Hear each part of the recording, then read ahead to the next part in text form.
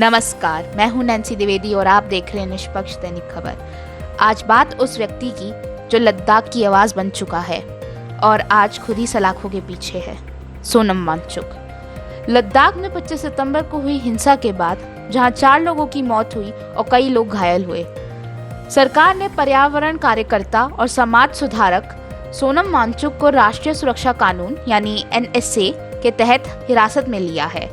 वो फिलहाल राजस्थान के जोधपुर जेल में बंद है, लेकिन जेल के अंदर से ही उन्होंने संदेश भेजा है, एक गांधीवादी संदेश।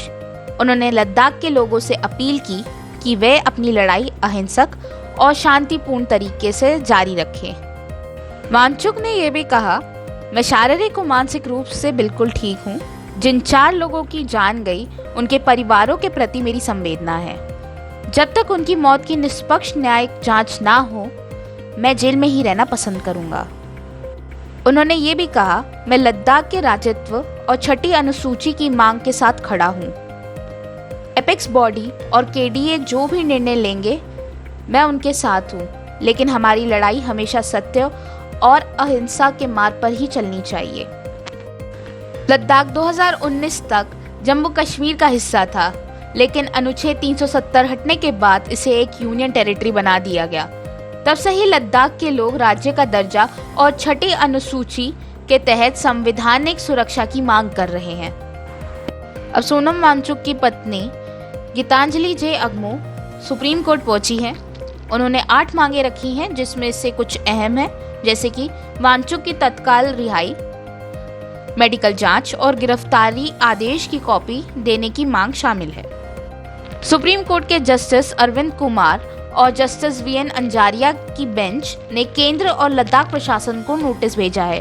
कोर्ट का आदेश है कि वांगचुक की पत्नी को हिरासत आदेश की कॉपी दी जाए और उन्हें जेल में उच्च मेडिकल सुविधा मिले। मामले की अगली सुनवाई 14 अक्टूबर को होगी।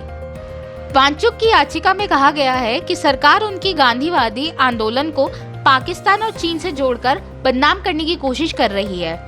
उनकी पत्नी का कहना है, ये आंदोलन देश की एकता के लिए है, ना कि किसी के खिलाफ। उन्होंने सुप्रीम कोर्ट से अपील की है कि वांगचुक की गिरफ्तारी को गैरकानूनी घोषित किया जाए और HIAL संस्थान से जुड़े छात्रों को प्रताड़ित करना रोक दिया जाए।